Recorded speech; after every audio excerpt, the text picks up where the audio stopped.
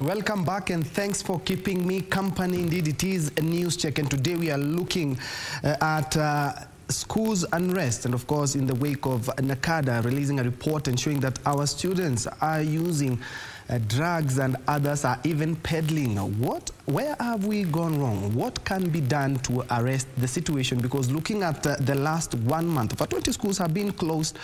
Some are blamed it on of course, drug abuse. Some have blamed it on perhaps the expectations of exam, and others have talked about poor parenting being one of the reasons that are bringing up these cases. But today we specifically are looking at how drug abuse is actually playing a major part or a major role in the schools unrest as we speak. And of course I'm joined by Susan Maua, who is a drugs prevention specialist and in charge of the Department of Public Education and Advocacy at NACADA. And before the break we were looking at of course peddlers and selling drugs and institutions of learning that are close to entertainment joints, but also according to a report, cigarettes, alcohol, Mira were mentioned as the drugs that most students abuse or are using. I couldn't help but notice the bang was not there, or cannabis sativa, or weed as it's called in the streets. Yeah. It wasn't in the report. It is actually in the report. Yeah, it's just that probably in terms of putting which ones are most abused, then you will find that alcohol, tobacco. Number 2 is actually prescription drugs. Number 2 is prescription medicine. Yes, prescription medicine. So you have alcohol, you have prescription drugs, then you have Mira, you have tobacco. So cannabis is actually number 5. But now when it comes to illegal substances, then that is where bang now comes as number 1. Yeah. And from your survey, where do they get these drugs from? I remember you mentioned something about at home, perhaps even from very close relatives, and even family members. Yeah, so home environment, which should essentially be a protective factor, has become a risk factor. Because remember, during the COVID period, bars were closed. And so it means that anybody who was drinking in the bars then would do that at home. At some point, they said, oh, you cannot drink it, but you can do it at home. Yes. And of course, as NACADA, we also made a statement during that time that drinking at home displays or models a behavior that you would not want repeated in your own children. It's not about what you say, but it's about what you do. Because you know that when people drink, in the beginning, they are very civilized people. Yes. But as time progresses, then you find that things change, even their behavior. Whatever they say is going to even impact on the children. So that is why you find that now the home environment has become a risk factor.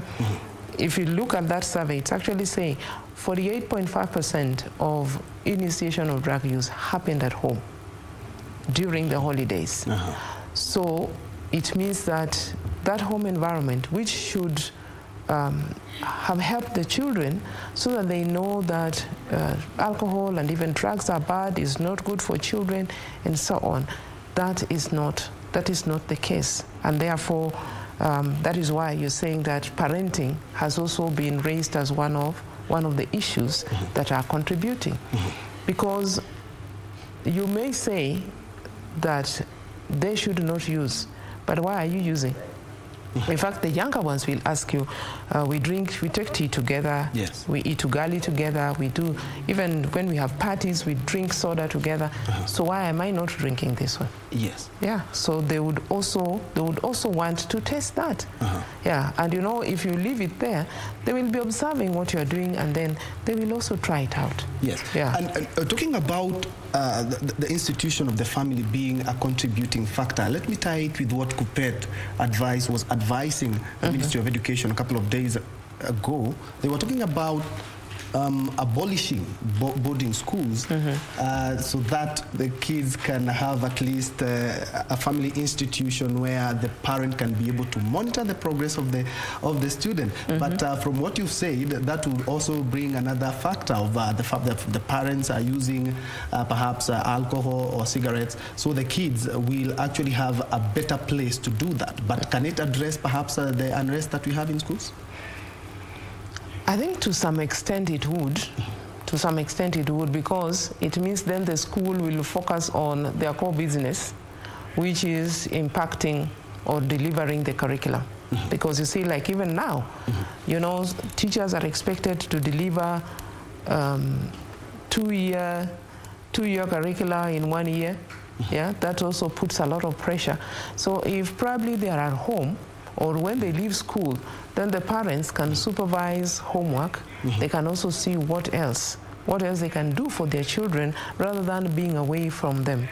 And again, if you look at the school unrests, which part is usually burnt? It's the dormitories. Yes. So that they may go home. Yes, so that they go home. Now suppose, and you've not had a situation where the children burn home so that they can go to school. Yes. Yeah. So unfortunately, us as the parents, we bear the greatest. Yes. Yeah. You bear the cost, because it is your own child's bad behavior that then you talk about it. But you will find that probably even as they were going to school, I know the challenge of raising fees for parents was also there.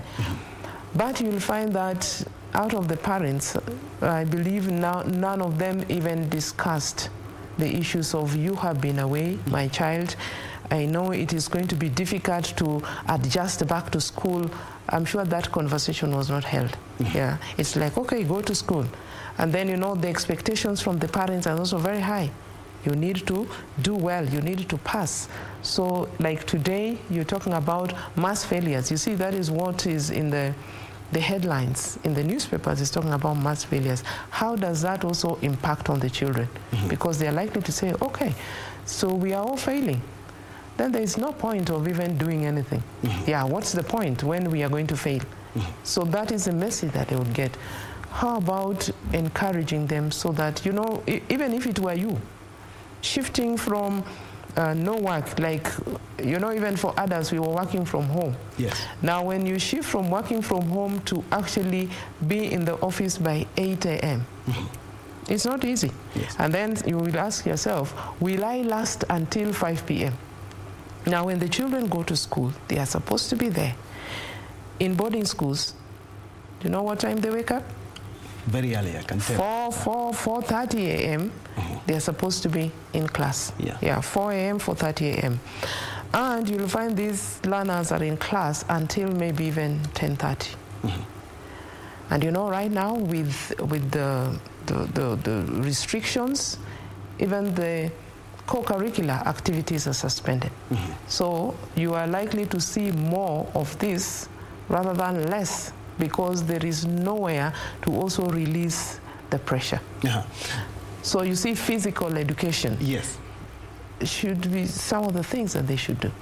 Yeah. Of course, all stakeholders are working round the clock to ensure that we find a lasting solution. You've pointed out very well that, and we have seen also in clips that, and all those schools that have been burnt, that the first casualty is usually the dormitories. I'll tell you for a fact, because I've also passed through the 844 system, and mostly all the crimes are done either at the toilets or in the dormitories at night or during the day. Do you think perhaps installation of CCTV cameras can be able to help as we wait for lasting solutions? Now, drugs aside, can it actually try and perhaps reduce the incidences that we are having? Because I can tell you for a fact that these kids do hide there where they want to perpetuate a crime, including usage of drugs. Well, I know there are some schools that have introduced the CCTV, and it's got to be linked to an intervention. You know, again, when you talk of CCTVs, it's like having drug testing in schools. Yes. You know, the testing and the CCTV will not be an intervention unless it is linked to something else that then can address. Because what are the children's fears? Why are they doing this? Yeah? Why are they doing this? So that then you also intervene in terms of even speaking with them, not at them. You know, most of the time we speak at them. And that is exactly what we are doing right now, because... Yeah, speaking at them as opposed to speaking to them. Yes, yeah. Because in as much as we are talking about the unrest in schools, we haven't heard the voices of the children themselves. Yeah? So what is it that is causing this? You know, if you hear from them, then you would know what you're addressing. But as adults, we are likely to come up with solutions which may not help.